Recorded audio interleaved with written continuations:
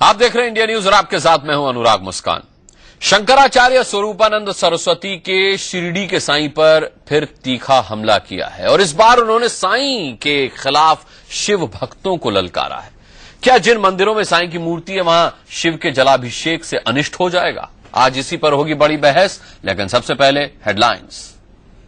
खास खबरों के प्रस्तुत करता है MDH, प्रकृति जैसी शुद्धता हमारी पहचान। MDH मसाले, the real spice of India. Uttaranchal university Dehradun, for the excellence within you. और केश किंग आयुर्वेदिक तेल, the king of hair oil. Delhi में बीजेपी ने तेज की सरकार बनाने की कवायद। इंडिया न्यूज के करीबी सूत्रों से खबर, कांग्रेस के 6 विधायक होंगे अकाली दल में शामिल। जगदीश मुखी के सीएम बनने के आसार। केजरीवाल का बीजेपी पर बड़ा आरोप, कहा सरकार बनाने के लिए बीजेपी कांग्रेस को तोड़ने में जुटी। विधायकों को 20 करोड़ तक का ऑफर, बीजेपी ने मांगे सबूत। वैदिक विवाद पर अब सहयोगियों के निशाने पर सरकार। शिवसेना सुप्रीमो उद्धव ठाकरे ने कहा मुलाकात से पल्ला झाड़ना काफी नहीं, वैदिक का गुनाह देशद्रोह, जल्द हो गिरफ्तारी। 400 मासूमों के साथ गंगोत्री में फंसे बाबा रामदेव, सरकार की एडवाइजरी का अनदेखा किया। उत्तराखंड के डीजीपी ने कहा बच्चों को नुकसान पहुंचा तो योग गुरु पर होगी कार्रवाई। यूपीएससी में विवाद सुलझाने के लिए बनी कमेटी से सरकार ने मांगी रिपोर्ट। जितेंद्र सिंह ने कहा छात्रों के साथ नहीं होगा अन्याय। आश्वासन के बाद परीक्षार्थियों ने तोड़ा अनशन। और सीमा पर फिर पाकिस्तान की नापाक हरकत। आरएसपुरा सेक्टर में फायरिंग में एक जवान शहीद, कुलगांव में भी एक जवान की हत्या, आतंकी हमले का शक। द्वारका पीठ के शंकराचार्य स्वरूपानंद सरस्वती ने पिछले 3 हफ्तों से साईं बाबा के खिलाफ एक मुहिम छेड़ रखी है। शंकराचार्य का मानना है कि साईं को भगवान बताना सनातन धर्म के खिलाफ साजिश है और जो हिंदू साईं को पूजता है उसे उल्टा फल मिलेगा, सदगति नहीं मिलेगी। शंकराचार्य ने साईं की मूर्तियों को हिंदू मंदिरों से हटवाने का ऐलान भी कर रखा है। अब सावन के महीने में साईं के खिलाफ अपने अभियान में शंकराचार्य ने शिव भक्तों को भी जोड़ लिया है। शंकराचार्य ने ऐलान किया है कि जिन मंदिरों में साईं की मूर्ति है वहां शिव भक्तों को जलाभिषेक नहीं करना चाहिए, क्योंकि इससे अनिष्ट होगा, बुरा होगा। अब यह बड़ी बहस का मुद्दा है कि आखिर शंकराचार्य को ऐसा क्यों लगता है? क्या वाकई साईं की मूर्ति वाले मंदिरों में शिव को जल चढ़ाना धर्म के विरुद्ध है?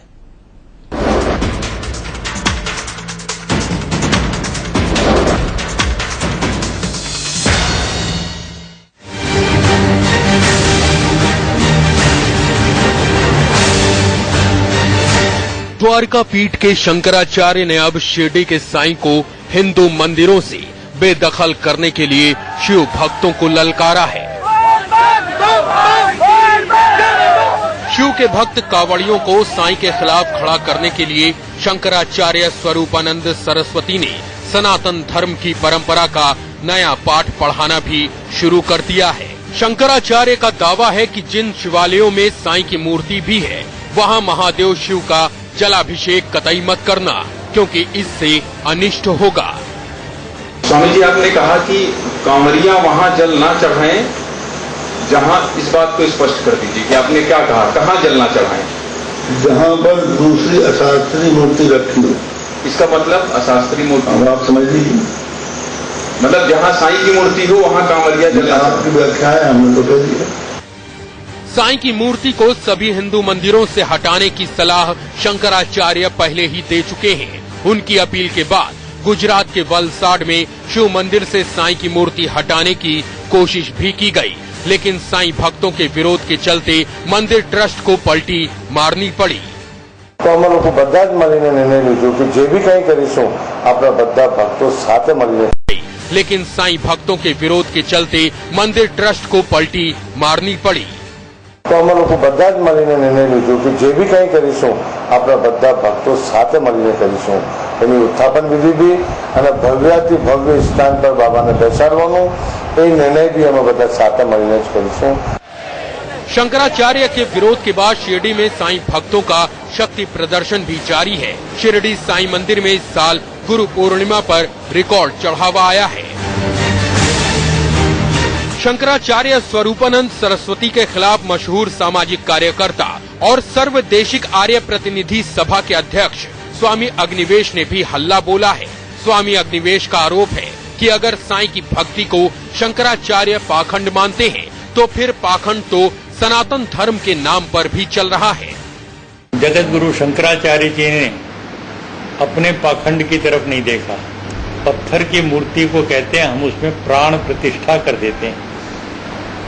आज तक मुझे वो एक मूर्ति दिखा दें, राम की, कृष्ण की, किसी हनुमान की, किसी की भी, जिसमें उन्होंने प्राण प्रतिष्ठा कर दी, जिसकी भगवान कह करके आप पूजा कर रहे हैं, भोग लगा रहे हैं, लड्डू पेड़े मिठाई मेवा खिला रहे हैं, वो खाता हुआ मुझे दिखा दें। शंकराचार्य ने स्वामी अग्निवेश को भी बेहद तल्ख जवाब दिया है। स्वामी अग्निवेश के बयान के ठीक बाद रायपुर शहर में पुतले जलाए जा रहे हैं स्वामी अग्निवेश के। हिंदू रक्षा युवा मंच और तमाम संगठन जो है, तो उनको कुछ कहेंगे? हम ये चाहेंगे कि शांति का आश्रय है और ऐसे कुछ लोगों के पीछे न पड़े। साईं के विरोध को सनातन धर्म की रक्षा के लिए जरूरी बताने वाले शंकराचार्य ने इस सवाल का भी जवाब दे दिया कि शंकराचार्य पीठ पर सिर्फ ब्राह्मणों का ही आधिपत्य क्यों। शंकराचार्य के खिलाफ ये नया अभियान संत महासभा के अध्यक्ष चक्रपाणी महाराज ने शुरू किया है। 4 वर्ण हमारे यहाँ है, ब्राह्मण, क्षत्रिय, वैश्य और दलित समाज। तो हमें चाहते थे कि दलित समाज का भी व्यक्ति अगर शंकराचार्य हो, बैकवर्ड समाज से भी अगर जो हो, बिना जाति भेद के संत उसका हो, तो हमें लगता है समाज और सनातन धर्म काफी मजबूत होगा और सब हमारा पूरे हिंदू समाज मजबूत होगा। जब 4 वर्ण आप मान रहे हैं तो 4 वर्णों के 4 कर्म हैं। ब्राह्मण का कर्म वेद वेदांत पढ़ना, क्षत्रिय का कर्म है रक्षा करना, वैश्य का कर्म है किसी को वृक्ष वाणिज्य करना, शूद्र का काम है शिल्प कला और दूसरे कर्मों से समाज की सेवा करना। तो अपना अपना कर्म करना चाहिए कि दूसरे कर्म करना चाहिए। शंकराचार्य लगातार ये आरोप लगा रहे हैं कि कुछ लोग साजिश के तहत सनातन धर्म को भ्रष्ट करने की कोशिश कर रहे हैं। साईं को भगवान की तरह पूजने के चलन को भी वो इसी साजिश का हिस्सा मानते हैं। अब बड़ा सवाल ये है कि क्या शंकराचार्य साईं की मूर्ति वाले हिंदू मंदिरों को अछूत बनाना चाहते हैं? क्या वाकई जिन मंदिरों में साईं की मूर्ति है वहां शिव का जलाभिषेक करने से अनिष्ट होगा? अगर ऐसा है तो फिर इतने बरसों तक साईं की मूर्ति वाले मंदिरों में जलाभिषेक करने वालों को किसी तरह का अनिष्ट क्यों महसूस नहीं हुआ? और अगर लोग अनिष्ट से अनजान थे तो फिर शंकराचार्य बरसों तक लोगों का अनिष्ट होता क्यों देखते रहे? वलसाड में मानव ठाकुर के साथ ब्यूरो रिपोर्ट, इंडिया न्यूज। सवाल बड़ा है तो जाहिर है इस पर चर्चा भी बड़ी होगी और मेहमान भी बड़े होंगे। मैं एक इंट्रोडक्शन करा देता हूं। आज हमारे साथ इस चर्चा में बहुत ही गणमान्य लोग जुड़ रहे हैं। हमारे साथ श्री महंत नारायण गिरी जी हैं। आप श्री पंचादशनामा अंजुना अखाड़ा के मंत्री हैं। हमारे साथ पंडित राजकुमार शास्त्री होंगे। आप शंकराचार्य समर्थक भी हैं और बहुत जाने माने ज्योतिषाचार्य हैं। हमारे साथ संजय साईनाथ हैं जो कि एक चिरपरिचित साईं भक्त हैं। आचार्य प्रमोद कृष्णम जी हमारे साथ होंगे। आप कल्की धाम के पीठाधीश्वर हैं। चक्रपाणी महाराज संत महासभा के अध्यक्ष हमारे साथ दिखाई दे रहे हैं और कुछ ही देर में हमारे साथ स्वामी अग्निवेश भी जुड़ेंगे। सबसे पहला सवाल महंत नारायण गिरी में आपसे जानना चाहूंगा कि क्या सनातन धर्म की किसी पोथी में ये विधान लिखा है कि जहां साईं की मूर्ति स्थापित हो वहां पर शिव को जलाभिषेक नहीं किया जा सकता? देखिए, विशेष रूप से जलाभिषेक भगवान शिव का तो कहीं पर भी हो सकता है। उसके लिए तो क्या है कि मिट्टी का शिवलिंग भी, जैसे सावन का महीना चल रहा है तो पार्थिव शिवलिंग बनाकर भी हम लोग कहीं पर भी उसका पूजा करते हैं। पूजा करने के लिए कोई भी जगह पर वो निषेध नहीं है, मेरा जैसा मानना। साईं मंदिर में की जा सकती है, वो साईं मंदिर में भी कर सकते हैं पूजा करने के लिए, कोई उसमें निषेध इसी तरह से नहीं होना चाहिए। शिव जो है वो पूरा जगत का सभी का पिता है और जितने भी देव है वो, क्योंकि शिव आज जन्मा है जी, कि नमामि समीसम निर्वाण रूपम विभुम व्यापक ब्रह्म वेदम स्वरूपम, तो वो वेद के स्वरूप है, तो वो कहीं पर भी उसका पूजा करने के लिए कोई इतराज नहीं होना चाहिए। तो फिर शंकराचार्य ऐसा क्यों कह रहे हैं कि शिव का जलाभिषेक नहीं किया जाए साईं मंदिरों में? ये विशेष रूप से कि हमारा जो पीठ की परंपरा है, शंकराचार्यों की मर्यादा है और उनका आदेश, आचार्यों का आदेश का उसका पालन भी सब लोगों को करना चाहिए। और विशेष रूप से उन्होंने कुछ कहा होगा तो जो वो हमारा ये मान्य है और वो शिव के स्वरूप माने जाते हैं, तो उनका आदेश का पालन भी होना चाहिए। आचार्य चक्रपाणी जी, मैं आपसे जानना चाहूंगा कि ये साफ तौर पर नारायण गिरी जी दो तरह की बात कर रहे हैं, जहां तक मेरी समझ में। इन्होंने कहा कि शिव का कहीं भी जलाभिषेक किया जा सकता है क्योंकि वो अजन्मे हैं, और इस तरह की कहीं विधान भी नहीं लिखा हुआ है कि उनका जलाभिषेक नहीं किया जा सकता वहां जहां शिव की मूर्तियां। फिर ये भी कहते हैं कि अगर शंकराचार्य पीठ का आदेश है तो वो भी पालन योग्य है। देखिए, हम आपको बताना चाहते हैं कि कैलाश मानसरोवर चाइना में पड़ जाता है, चीन में। अभी मैं दर्शन करके आया हूं। आप ये बताओ, वहां पे चाइना में जो मांसाहारी लोग हैं, जो पशुओं को काटते हैं, जो अनेक भारत के सबसे बड़े दुश्मन हैं, वहां पे जाकर के हम जलाभिषेक कर सकते हैं। लेकिन ये तो बहुत बड़ी हमें लगता है ये ठीक नहीं है किसी भी तरीके से। और जिस प्रकार से शब्दों की कार्बन डाइऑक्साइड छोड़ने का काम किया जा रहा है समाज में, एक किसी भी तरीके से सनातन धर्म के लिए और राष्ट्र के लिए ठीक नहीं है, और हम नहीं मानते हैं। इस पे विराम लगना चाहिए। जी, आचार्य प्रमोद कृष्णम जी, ये बड़ा अच्छा फ्रेज दिया है चक्रपाणी महाराज ने कि शब्दों का कार्बन डाइऑक्साइड छोड़ने का काम किया जा रहा है। क्यों कर रहे हैं ऐसा शंकराचार्य? देखिए, जगत गुरु हैं वो, शंकराचार्य हैं, और मैं समझता हूं कि सबसे वरिष्ठ हैं, और वो कर रहे हैं तो ये तो वही बता सकते हैं कि वो क्यों कर रहे हैं। मैं तो अपनी बात रख सकता हूं, और मेरे हिसाब से भगवान शिव का जलाभिषेक, जैसा कि अभी महंत नारायण गिरी जी कह रहे थे, तो वो किया जा सकता है। और भगवान राम जब लंका पर चढ़ाई करने के लिए जा रहे थे तो उन्होंने वहां राम सेतु, वहां शिवलिंग की एक स्थापना की थी, जहां राम सेतु से पहले। और जब शिवलिंग की स्थापना की तो उसका पूजन किया विधिवत रूप से। तो भगवान शिव की पूजा कहाँ की जानी चाहिए, कहाँ नहीं की जानी चाहिए, इस पर मुझे नहीं लगता कि कोई पाबंदी लगानी चाहिए। अगर साईं के भक्त साईं की पूजा करते हैं, उन्हें भी शिव का जलाभिषेक करने का पूरा अधिकार है, और वो अधिकार उनको रखना चाहिए। पंडित राजकुमार शास्त्री जी, पहले शंकराचार्य ने कहा कि भाई आप मंदिरों में न जाएं अगर आप साईं भक्त हैं, फिर उन्होंने कहा कि एकादशी का व्रत न करें, फिर उन्होंने कहा कि गंगा स्नान न करें, अब वो ये कह रहे हैं कि साईं मंदिर में अगर शिवलिंग है तो फिर जलाभिषेक भी न करें। देखिए, आपको बता दूं, भगवान शंकर स्वयंभू हैं। जटा कटाह संभ्रमं भ्रमण लिंप निर्झरी विलोल वीच वल्लरी विराजमान मूर्धनी। भगवान शिव के जटाओं से ज्ञानमयी गंगा प्राकट होती हैं, और आप भगवान शिव को ईश्वर कहा जाता है। जिसने भस्म धारण कर लिया, रुद्राक्ष धारण कर लिया, भस्म का त्रिपुंड लगा लिया, और दंड ग्रहण मात्रेण नरो नारायण समो भवेत। दंड ग्रहण करने मात्र से ही प्राणी नारायण के समान हो जाता है। ठीक है। भगवान जो शंकराचार्य हैं, ये शंकराचार्य का जो पीठ है भगवान शिव का ही पीठ है। ये भगवान शंकर के ही अवतार हैं। भगवान शंकराचार्य जिस पीठ पर स्वामी स्वरूपानंद जी विराजमान हैं। आप दुनिया के किसी भी इतिहास को, कितने भी 33 कोटि देवताओं का वर्णन है, ऋग्वेद में 33 देवताओं का वर्णन है। आप उन 33 देवताओं के जितने सूक्त हैं, उन सूक्तों को कहीं पर भी उठा करके देख लें, जहां कहीं ये लिखा है कि जलाभिषेक न किया जाए, जहां पर पूजन का विधान है, चाहे वो पंचोपचार पूजन की बात है, चाहे षोडशोपचार पूजन का विधान है, रुद्राभिषेक भगवान शिव का ही होता है। और आप किसी भी ज्योतिर्लिंग में चले जाएं, चाहे सोमनाथ में 12 ज्योतिर्लिंग, मेरे सवाल का जवाब आप नहीं दे रहे राजकुमार जी। वहां पर कहीं पर भी भगवान शिव के अलावा और किसी देवता का पूजा है देंगे भी नहीं। आप 4 दिन बहस कर लो, 4 महीने बहस कर लो, 4 साल बहस कर लो, ये आपके सवाल का जवाब नहीं दे पाएंगे। क्या इतना कठिन है इस सवाल का जवाब राजकुमार? भगवान शिव के अलावा और कोई दूसरा देवता है मत कीजिए, क्योंकि शिव तो सर्वव्यापी है, सर्वज्ञाता है, सर्वहारी है। लेकिन सवाल ये है कि मेरे सवाल का जवाब ये नहीं है कि शिव का महिमा मंडन आप जिस तरीके से करें। मैं ये कह रहा हूं कि जिन ग्रंथों का, जिन धार्मिक किताबों का आप जिक्र कर रहे हैं, क्या उनमें कहीं ये लिखा है विधान में कि शिव का जलाभिषेक न किया जाए अगर साईं मंदिर में शिव की मूर्ति है? मैं तो आपको ये कहना चाहता हूं कि जब भगवान शिव का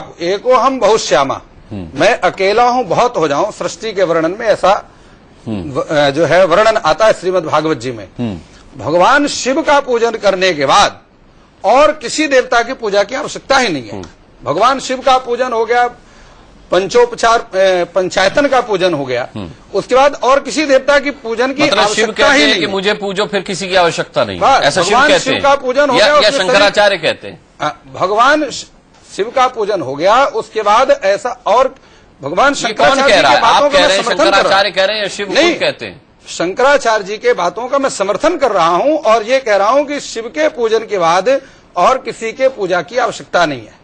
नहीं, सभी देवताओं का पूजन उसी में हो जाएगा। क्या शिव भक्तों का अनिष्ट हो जाएगा अगर जलाभिषेक शिव को वो करते रहे साईं भक्त होने के नाते? तो जो भगवान शिव का पूजन कर लिया उसका दुनिया में काल भी अनिष्ट नहीं कर सकता। कालम महाकाल कालम कृपालम। तो जो साईं भक्त है वो तो शिव की भी पूजा करते हैं।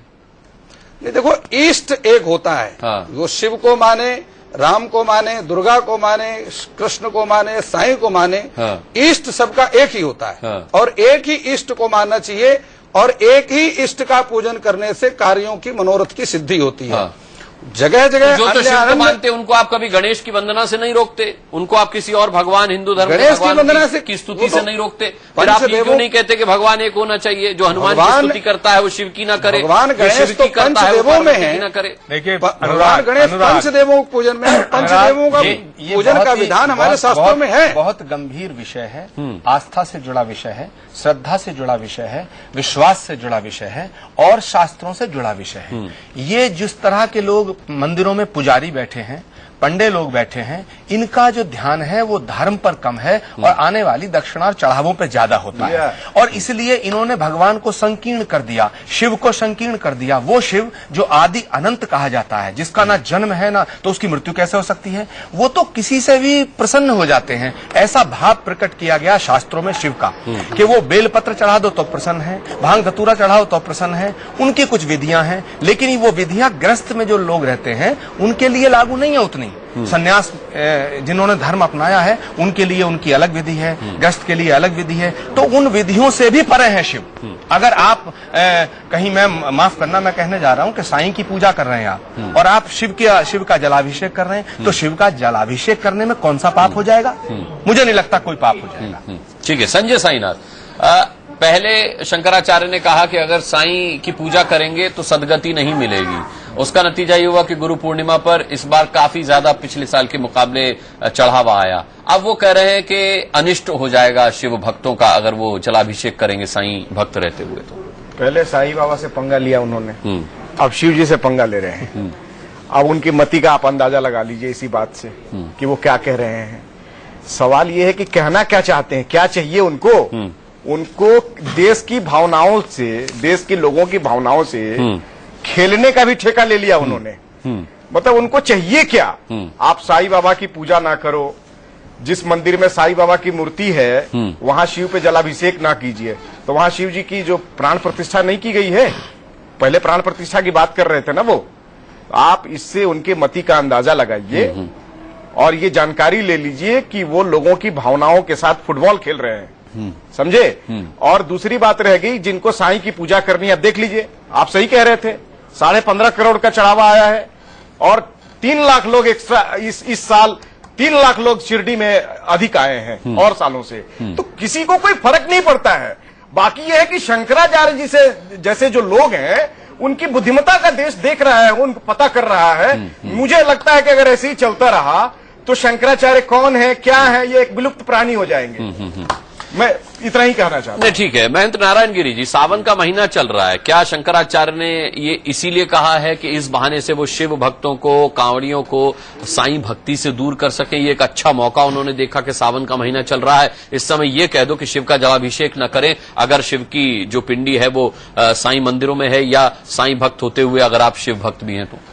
देखिए कि भगवान के रूप में हमेशा से शिव जो है वो मूर्तिमान नहीं है। हम हमेशा से उनको परम तत्व मानते हैं। परम तत्व मानने के लिए अभी मूर्ति स्थापना करने के बाद जब खंडित होती है तो हम वो विसर्जन भी कर देते हैं। तो हम कभी मूर्ति पूजक नहीं रहे, हम उस तत्व का पूजन करते हैं जो वेद मंत्रों द्वारा स्थापित है और उसके बाद में जब खंडित होती है तो दूसरी मूर्ति स्थापना करते हैं। तो शिव जो है एक तत्व है और विशेष करके इस समय में सावन के महीने में तो शंकराचार्य रूप से संपूर्ण रूप विसर्जन भी कर देते हैं। तो हम कभी मूर्ति पूजक नहीं रहे, हम उस तत्व का पूजन करते हैं जो वेद मंत्रों द्वारा स्थापित है और उसके बाद में जब खंडित होती है तो दूसरी मूर्ति स्थापना करते हैं। तो शिव जो जो है एक तत्व है, और विशेष करके इस समय में सावन के महीने में तो शंकराचार्य संपूर्ण रूप से शिव तत्व की उपासना होती है, और वो कहीं पर भी जो है सब जगह उपासना कर सकते हैं। और उसके लिए विशेष रूप से जो हमारे शंकराचार्य जी है वो शिव के ही प्रतिनिधि के रूप में उनका ही स्वरूप माना जाता है।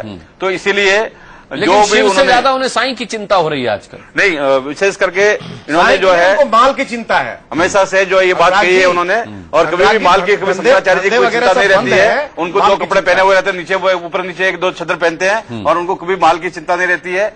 माल की साईं बाबाओं को रहती है कि अभी ये बड़ा चढ़ा के बोल रहे हैं साईं संस्थान वाले के कि भाई इतना 3 करोड़ इतना आ गया, उसका उतना आ गया। वो जो है ये साईं बाबा को और साईं बाबा के भक्तों को इसकी चिंता रहती है, और शंकराचार्य जी को विशेष रूप से वो सभी चीजों से। संजय साईनाथ जिस तरीके से स्वामी अग्निवेश भी हमारे साथ जुड़ गए, उनके पास भी मैं जाऊंगा, लेकिन जिस तरीके से महंत नारायण गिरी संजय साईनाथ कह रहे हैं कि धन की चिंता हो गई, क्योंकि साईं के पास जो चढ़ावा जाता है आपको ये लगता है कि वो चढ़ावा आपके पास नहीं आ रहा, और साईं भक्त जो है साईं मंदिर साईं बाबा को चढ़ावा की मांग नहीं करे कि हमें दो, हमें ऐसे कोई हमने मांग नहीं की। नारायण गिरी जी देखिए बहुत परम संत हैं, बहुत मैं जानता हूं नारायण गिरी जी के बारे में। नारायण गिरी जी बहुत अच्छे संत हैं। शंकराचार्य से मैं इनकी तुलना नहीं कर सकता, मैं शंकराचार्य जी की पूरी आलोचना कर दूंगा, लेकिन मैं नारायण गिरी जी की तुलना शंकराचार्य से करने को कहेंगे तो मैं जानता हूं बहुत अच्छे संत हैं ये, इसलिए मैं शंकराचार्य जी को कुछ भी कह दूंगा। हाँ। तुलना मैं नहीं कर सकता। ठीक है, स्वामी अग्निवेश जी भी हमारे साथ हैं। स्वामी अग्निवेश ने एक बयान दिया जिसका जवाब शंकराचार्य ने भी दिया है। पहले मैं स्वामी अग्निवेश से उसके माने पूछना चाहूंगा। स्वामी अग्निवेश, आपने साफ तौर पर कहा था कि साईं पूजा करना अगर पाखंड है तो फिर सनातन धर्म के नाम पर भी तमाम तरह के पाखंड हो रहे हैं, ऐसा आपने कहा था, क्यों कहा था? जी, मैंने ये कहा था कि साईं की मूर्ति को साईं के मंदिर बना करके पूजा करना उन्होंने गलत बताया, क्योंकि उन्होंने हेतु दिया कि साईं की मूर्ति का अभिषेक मंत्रों के द्वारा, वेद मंत्रों के द्वारा उसमें प्राण प्रतिष्ठा नहीं हुई है। जी। मैंने उसके काउंटर में यह पूछा कि जो राम और कृष्ण की मूर्तियों का आप पूजा का विधान बता रहे हैं, परमात्मा का अवतार उन्हें घोषित कर रहे हैं और इसकी वजह दे रहे हैं कि उनमें प्राण प्रतिष्ठा हो गई, तो आप एक मूर्ति बताइए राम की, कृष्ण की, हनुमान की, या जिसकी भी आप प्राण प्रतिष्ठा करते हैं, वो बोलते हुए, खाते हुए, चलते हुए दिखाई पड़े, प्राणवंत दिखाई पड़े। और यदि आप पत्थर की मूर्ति में प्राण प्रतिष्ठा मंत्रों के उच्चारण से कर सकते हैं तो किसी मुर्दे को क्यों नहीं कर सकते? मरे हुए लोगों को जिला दीजिए। ये जो कहना कि हमने कुछ मूर्तियों को तो हमने कर दिया, दूसरों को कोई अधिकार नहीं है, दूसरे भी कहने लगे। अब कल एक चैनल पर साईं के भक्त आए, उन्होंने कहा साहब हम भी तो अपने साईं का मंत्रोच्चारण से या कैसे भी और प्राण प्रतिष्ठा करा लेते हैं। तो अब ये जो कंपटीशन चल रहा है तो निश्चित रूप से चढ़ावे का चल रहा है, और इससे साईं को और उनके मंदिर वालों को बड़ा फायदा हो रहा है। शंकराचार्य जी ने ऐसा एक बर्रे के हाथ में हाथ डाल दिया छत्ते में, और मुझे लग नहीं रहा है कि वो शास्त्र सम्मत कोई बात कह रहे हों।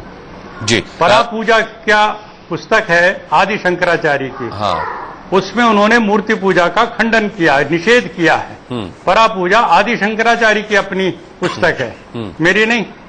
आदि शंकराचार्य की परंपरा से बहुत दूर हट गए हैं हमारे आज के शंकराचार्य। जी, ठीक है। इसलिए ये हमारा दुर्भाग्य है सनातन धर्म का, वैदिक परंपराओं का, कि जो आदि शंकराचार्य जैसे विद्वान थे, बहुत ही उच्च कोटि के, और उन्होंने वेदांत दर्शन और ये सारा कुछ किया। मेरा कहना यह है कि आज के यदि हमारे शंकराचार्य उस परंपरा पर चलते और जन्मना जातिवाद का विरोध करते और कहते कि जन्मना जातिवाद वेद विरुद्ध है, मूर्ति पूजा वेद विरुद्ध है, अंधविश्वास और पाखंड है, और पूरे ब्रह्मांड में जो चराचर जगत में ईशावास्य इदम सर्वम यत्किंच जगत्याम जगत, वही एकमात्र ईश्वर जिसकी उपासना होनी चाहिए।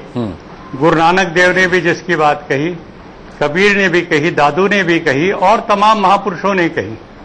लेकिन मूर्ति पूजा तो 2500 साल पहले थी भी नहीं हमारे देश में। अग्निवेश जी, आपने तो 2500 साल पहले क्या सनातन धर्म नहीं था? आपने मंत्र बोला है, ब्राह्मणों सुमुखमासीत बाहु राजन्या कृता ऊरू तदस यद वैश्या पदभ्याम गम शूद्रो जायत, ये भी तो वेद का ही मंत्र है।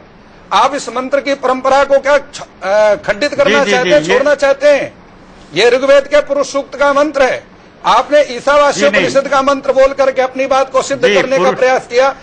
सार को गहरा थोथा दे उड़ाए वाली बात कर रहे हैं आप। ये मंत्र तो वेद का है, तो आप इस बात को, इसका जो आपने शंकराचार्य जी अपनी परंपराओं को छोड़ गए हैं। मनु स्मृति का धृति क्षमा दमोस्तेयम शौच इंद्रिय निग्रह धीर विद्या सत्यम क्रोधो दशकम धर्म लक्षणम। क्या शंकराचार्य जी ने धर्म के 10 लक्षणों का कहीं उल्लंघन किया? आपने उन बातों को देखा? आप किस जातिवाद की बात कर रहे हैं? आप स्वामी दयानंद की बात करते हैं। जन्मना जाते शूद्र संस्काराद्युजिते स्वामी दयानंद का शब्द है। आप कैसे ब्राह्मण क्षत्रिय वैश्य शूद्र की बात का उल्लंघन कर रहे हैं? और आप कह रहे हैं कि स्वामी दयानंद ने ये वाक्य स्वामी दयानंद जी का कहा हुआ है। आप आर्य समाज, आप वैदिक व्यक्ति हैं, आप वेद के ज्ञान को जानते हैं, तो वेदो खिलो धर्म वेद अखिल स्वामी अग्निवेश का जवाब, स्वामी अग्निवेश का जवाब ले। और वेद से ही 18 पुराणों की रचना हुई है। तो आप कैसे कह रहे हैं कि जो है स्वामी शंकराचार्य जी ने आदि शंकराचार्य की मर्यादाओं का उल्लंघन कर दिया? स्वामी जी बोलिए। जी मैं बोलूं इसका जवाब? बोलिए बोलिए। जी मुझे ये कहना है कि महर्षि दयानंद को आपने याद किया, मैं आपका बड़ा आभारी हूं। महर्षि दयानंद ने ऋग्वेद के पुरुष सूक्त का जो अर्थ किया है, बहुत ही वैज्ञानिक अर्थ किया है, समीचीन समाज के लिए किया है। उन्होंने कहा है समाज में जो व्यक्ति सिर का ब्राह्मण का जवाब ले लीजिए, पूरा जवाब करे, गलत किया है, वो ब्राह्मण है। मुझे बोल लेने दीजिए, बोलिए प्लीज, मुझे बोल लेने दीजिए। बोलिए, कोई बात, मैं सुन रहा हूँ आपकी बात। जी, जो व्यक्ति सिर का काम करे वो ब्राह्मण है, जो भुजाओं का काम करे रक्षा का वो क्षत्रिय है, जो उदर का काम करे वैश्य है, जो जंघा और पैर का काम करे वो शूद्र है।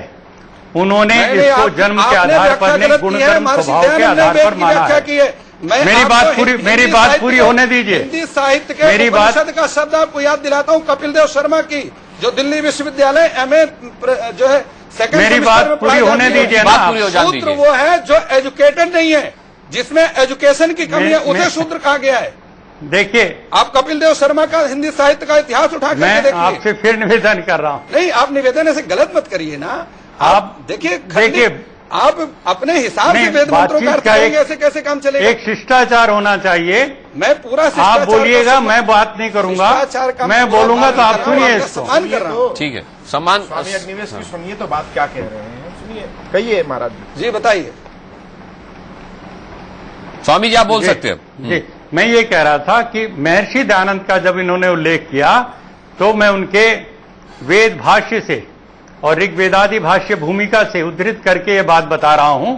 उन्होंने कहा समाज में जो व्यक्ति सिर का काम करता है, जन्म से नहीं अपने गुण कर्म स्वभाव से, अर्थात विद्या का प्रचार प्रसार करता है, वो ब्राह्मण कहलाएगा। ये नहीं हो सकता कि ब्राह्मण के घर में पैदा हो गया और शराबी है, कबाबी है, दुराचारी और व्यभिचारी है, और फिर भी वो ब्राह्मण इसलिए बना रहेगा कि वो ब्राह्मण के घर में पैदा हो गया। जन्मना जातिवाद ये सबसे बड़ा नासूर है। ये एक तरह से बीमारी है हमारे समाज की। इसके खिलाफ हमारे आदि शंकराचार्य जी खड़े हुए थे। उन्होंने मूर्ति पूजा का खंडन किया, उन्होंने गुणकर्म स्वभाव के आधार पर ब्राह्मण की बात कही। इन सब बातों को छोड़ करके आज के हमारे शंकराचार्य जिस धारा पे चल रहे हैं, इससे हमारे समाज का बहुत नुकसान हो रहा है। लेकिन और ये कंपटीशन इसीलिए चल रहा है कि आप, लेकिन स्वामी अग्निवेश आप जो कुछ भी कह रहे हैं, चक्रपाणी महाराज जो भी सवाल उठा ले, में नहीं हुई। आप दोनों ही के सवालों का एक लाइन में जवाब दिया। आपके लिए अब शब्द तक कहे शंकराचार्य स्वरूपानंद सरस्वती ने, सुन लीजिए, फिर मैं आपके पास आता हूं। स्वामी अग्निवेश के बयान के ठीक बाद रायपुर शहर में पुतले जलाए जा रहे हैं स्वामी अग्निवेश के। हिंदू रक्षा युवा मंच और तमाम संगठन जो है, तो उनको कुछ कहेंगे? हम ये चाहेंगे कि शांति का आश्रय लें और ऐसे कुछ लोगों के पीछे न पड़े। स्वामी उनकी उससे और प्रसिद्धि होगी। वैसे उनको कुछ नहीं जानते और उसको लोग नहीं जानते हैं, और वो व्यक्ति आतंकवादियों से मिला हुआ है। ये आपके बारे में शंकराचार्य ने कहा है स्वामी अग्निवेश, मैं दोहराना नहीं चाहता उसको, आपने सुन लिया होगा। जी जी, जी, उन्होंने मुझे कहा कि आतंकवादियों से जुड़े हुए हैं, तो मैं बड़ी विनम्रता से कहूंगा महाराज जी से कि तत्काल बिना 1 मिनट का समय गंवाए सरकार को सारे सबूत प्रमाण दे करके बताएं कि मैं आतंकवादियों से जुड़ा हूं, मुझसे समाज को खतरा है और मुझे गिरफ्तार कराने में वो अपने कुछ तो कदम उठाएं। मैं तो अभी वहीं था, छत्तीसगढ़ में था, जगदलपुर, बस्तर और रायपुर में, और अभी वो कवर्धा में चातुर्मास कर रहे हैं। उनके 2 प्रमुख आचार्यों ने मुझे फोन किया था जगदलपुर और कहा था कि आप तो हमारे कलकत्ता कार्यक्रम में आए थे और हम तो आपको बहुत आदर करते हैं, आप शंकराचार्य जी का खंडन मत कीजिए। मैंने कहा था देखिए, जहां तक सिद्धांत का प्रश्न है, मैं वेदों के अनुसार, महर्षि दयानंद से जो मुझे प्रेरणा मिली उसके अनुसार अपनी बात कहूंगा। व्यक्ति के नाते से यदि मैं कोई भी असम्मान, कोई ऐसा करूं, उसके लिए मैं क्षमा मांगूंगा। मैं व्यक्ति के नाते स्वामी स्वरूपानंद जी का पूरा सम्मान करूंगा। हाँ। लेकिन यदि वो सिद्धांत रूप से गलत बात कह रहे हैं तो मैं उसका पूरे डट करके विरोध करूंगा। इसको यदि वो आज एक ब्लैकमेलिंग के तरीके से बात का जवाब बातों से न दे करके मेरे ऊपर आरोप लगाएं कि आतंकवादी हैं ये, तो फिर उनका कर्तव्य बनता है संविधान के नाते से भी और वैसे भी, ठीक है, उनको तत्काल मुझे गिरफ्तार कराना चाहिए। और वो तो डॉक्टर रमन सिंह जी के शहर में बैठे हैं, कवर्धा में, क्यों 1 मिनट की देर कर रहे हैं? वो तत्काल बताएं उनको। ठीक है। चक्रपाणी महाराज, आपने भी 4 वर्णों की बात की थी। आपने कहा था कि पीठ पर, केवल शंकराचार्य की पीठ पर ब्राह्मण ही क्यों आसीन होता है? आपके सवाल पर भी शंकराचार्य स्वरूपानंद सरस्वती ने जवाब दिया, सुन लीजिए आप भी। 4 वर्णों में से चारों को शंकराचार्य बनना चाहिए। जब तुम एक सज्जन कह रहे हैं, जब 4 वर्ण आप मान रहे हैं तो 4 वर्णों के 4 कर्म हैं। ब्राह्मण का कर्म वेद वेदांत पढ़ना, क्षत्रिय का कर्म है रक्षा करना, वैश्य का कर्म है किसी को वृक्ष वाणिज्य करना, शूद्र का काम है शिल्प कला और दूसरे कर्मों से समाज की सेवा करना। तो अपना अपना कर्म करना चाहिए कि दूसरे कर्म करना चाहिए? तो ये इनका कथन जो है वो इस आधार पर है कि शंकराचार्यों के पास बहुत ज्यादा संपत्ति हो जाती है। चक्रपाणी जी, आप संपत्ति के पीछे दौड़ लगा रहे हैं, कहना है शंकराचार्य स्वरूपानंद सरस्वती का। परिभाषा उनकी आपने सुन ली होगी।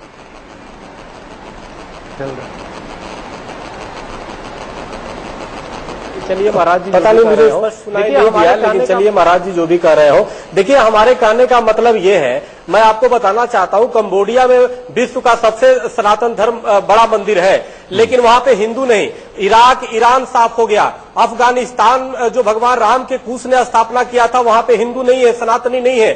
सवाल इस बात का है कि इस जो शंकराचार्य पद है, 4 जो प्रतिष्ठित पद है, जिसको सभी हिंदू अपनी प्रतिष्ठा का प्रश्न बनाता है, कुछ भी हो जाता है, हर हिंदू थर्रा जाता है कि उनके पीछे है। मेरे कहने का मतलब ये था कि जब कोई आपत्ति आती है तो सिर्फ ब्राह्मण समाज के ऊपर ये जिम्मेदारी आ जाती है, लेकिन अगर चारों वर्णों को जिम्मेदारी दे दी जाए, अगर जो ब्राह्मण, क्षत्रिय, वैश्य और इसके आधार पे, विद्वता के आधार पे उसके मापदंड वो करके और बनाया जाए, तो हमें लगता है सनातन धर्म ज्यादा मजबूत होगा और सभी लोग मिल करके अपनी सनातन धर्म की रक्षा और हिंदू धर्म की रक्षा कर सकते थे और काफी अपने अंदर की विषमता और कुछ समाप्त किया जा सकता था और दुश्मनों को मुंहतोड़ जवाब दिया जा सकता था। हमारा उद्देश्य ये है समाज को जोड़ने का, सनातन धर्म कैसे मजबूत हो, हिंदू धर्म कैसे मजबूत हो। अब 100 शंकराचार्य है ना, उसके लिए आप क्यों चिंता कर रहे हैं? चक्रपाणी महाराज, शंकराचार्य क्या नहीं कर रहे ठीक से? 100 शंकराचार्य है, मैं आपको बता रहा हूं। जो आप ये सुनिए ना, जो 100 और भी, मैं महाराज जी को नहीं बता, स्वरूपानंद जी को नहीं करा, और कितने फर्जी शंकराचार्य बन गए हैं और वो मात्र ब्राह्मण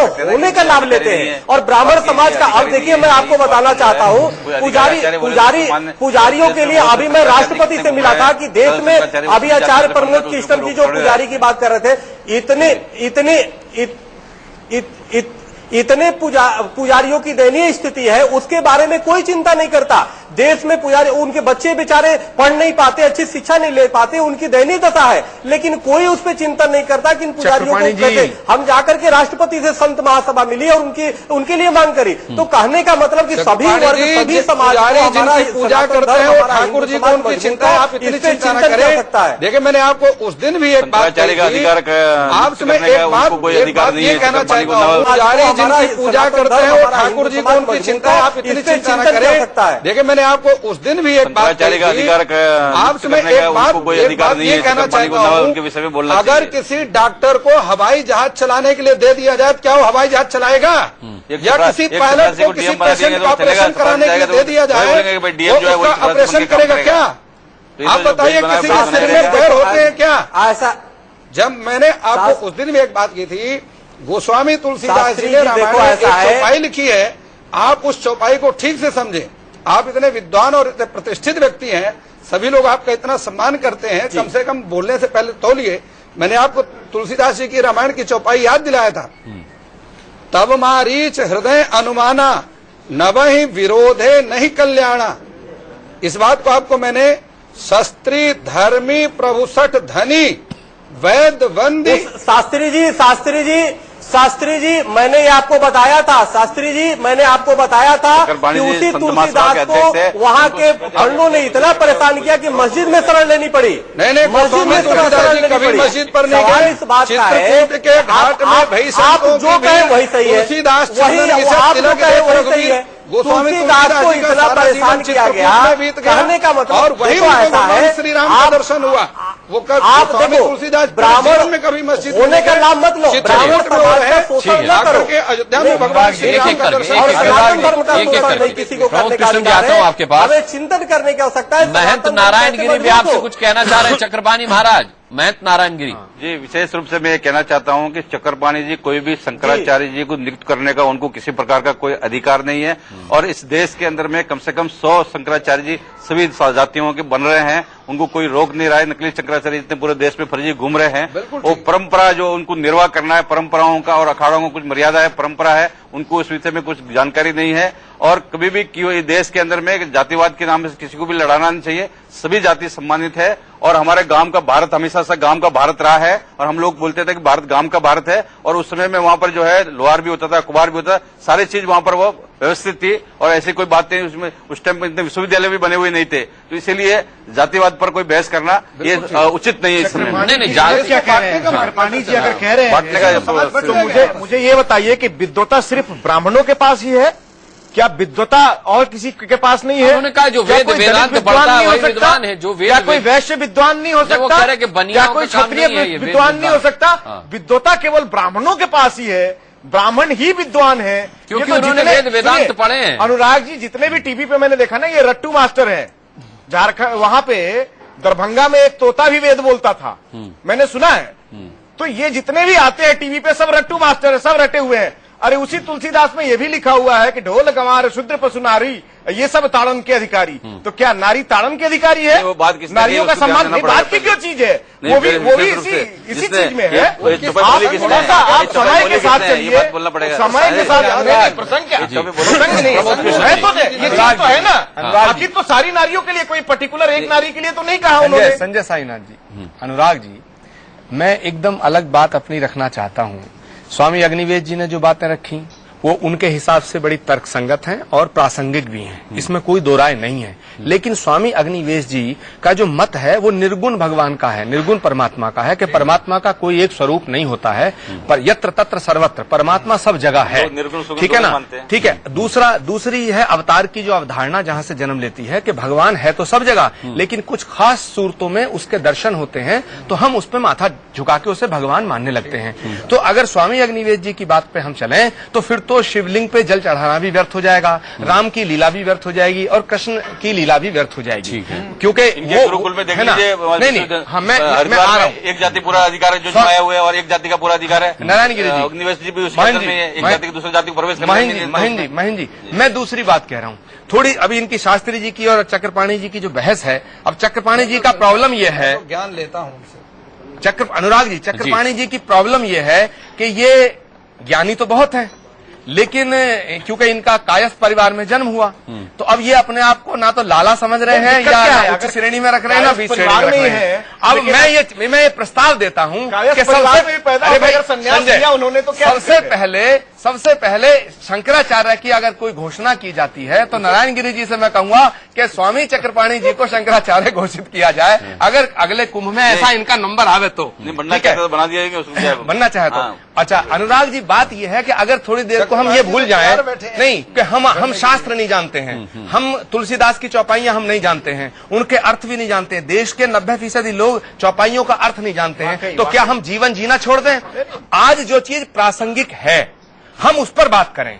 जीवन हमारा आज है, हम 500 साल 700 साल 1000 साल अरे हो सकता है। क्या शंकराचार्य जो कह रहे हैं वो प्रासंगिक है? नहीं, जो शंकराचार्य जी कह रहे हैं, शंकराचार्य जी का व्यक्तिगत रूप से मैं बहुत सम्मान करता हूं, मेरी उनके प्रति श्रद्धा है, सार्वजनिक रूप से। एक सेकंड, पर जो शंकराचार्य जी ये कह रहे हैं कि अगर किसी ने साईं की पूजा कर ली वो जलाभिषेक करेगा तो अनिष्ट हो जाएगा, मैं उनके इस तर्क से सहमत नहीं हूं। मैं पहले कह रहा हूं कि जो प्रासंगिक बातें नहीं है उनको क्यों उठाया जा रहा है? इसके पीछे उनका उद्देश्य क्या है?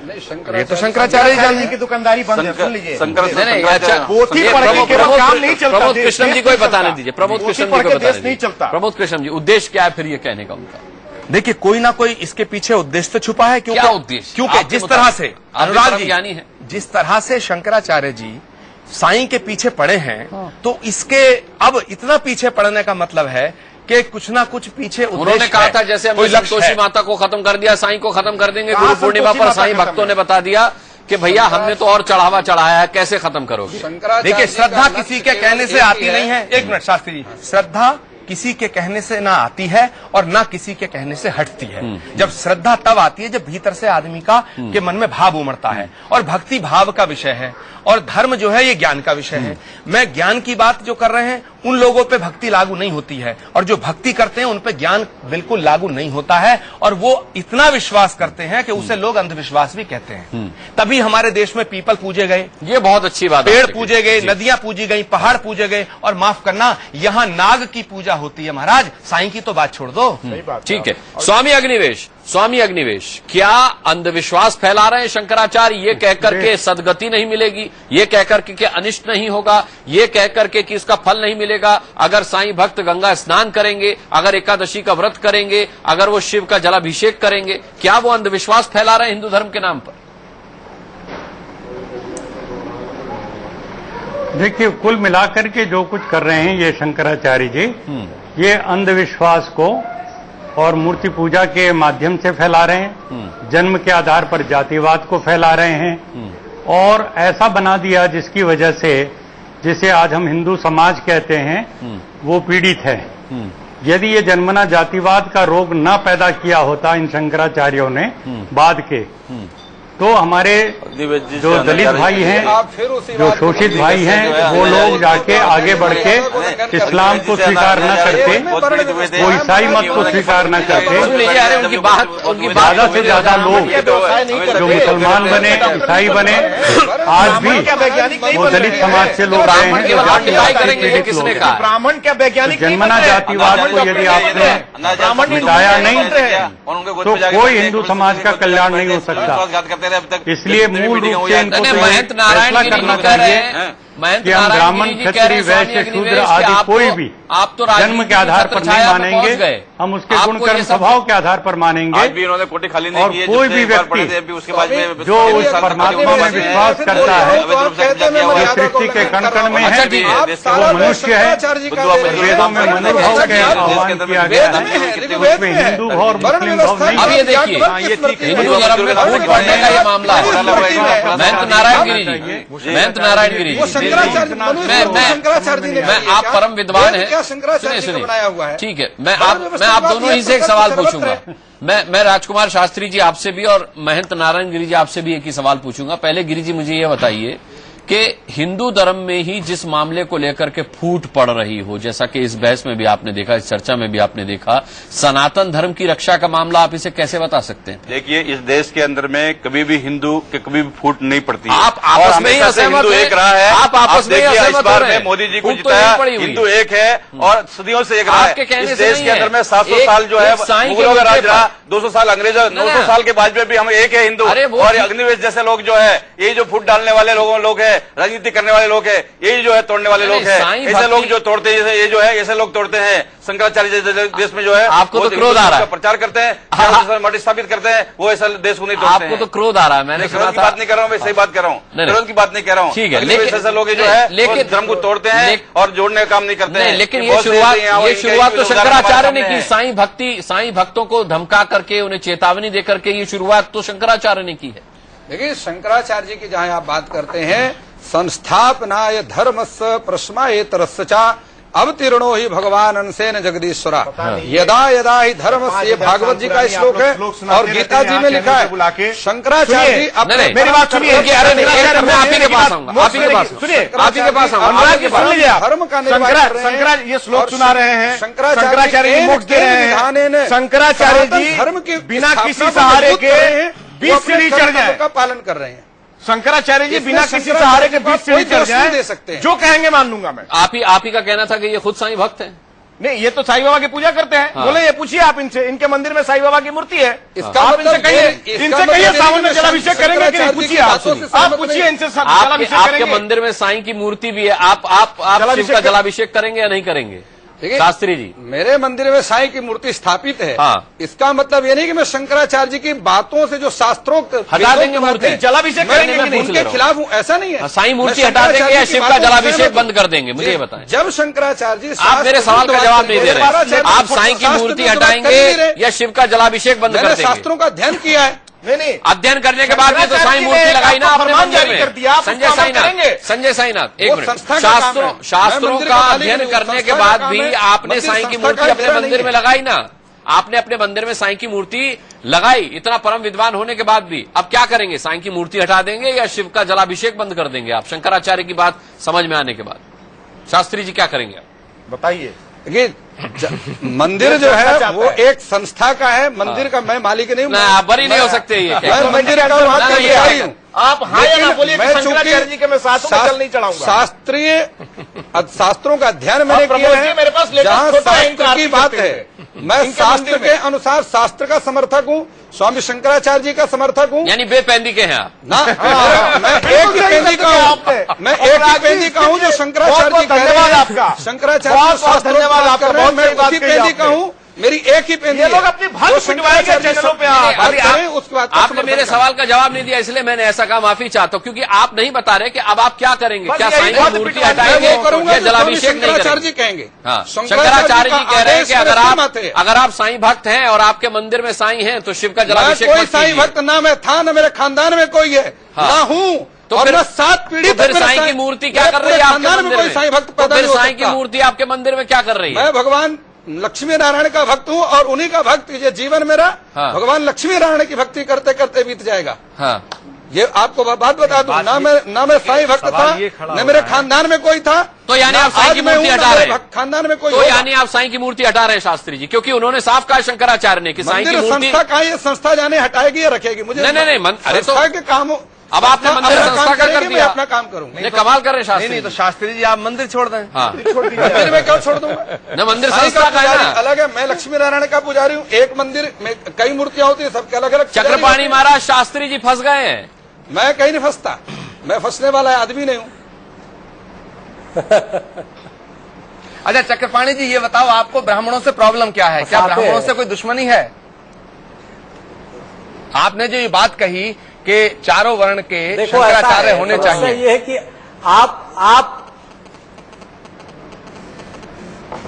हमें पूरे सनातन धर्म और हिंदू धर्म से लगाव है। हम सनातन धर्म को मजबूत बनाना चाहते हैं। हम चाहते हैं कि एक वर्ग पे सिर्फ धर्म बचाने का वो न रहे। हमारे साथ 4 वर्ण है, चारों वर्ण के लोग रहे। चक्रपाणी महाराज, इसको विस्तार से कभी आपको समझाने का मौका देंगे। महंत नारायण गिरी शास्त्री जी अब क्या करें? महंत नारायण गिरी शास्त्री जी अब क्या करें? क्या मंदिर छोड़ दें, मंदिर से साईं की मूर्ति हटा दें, या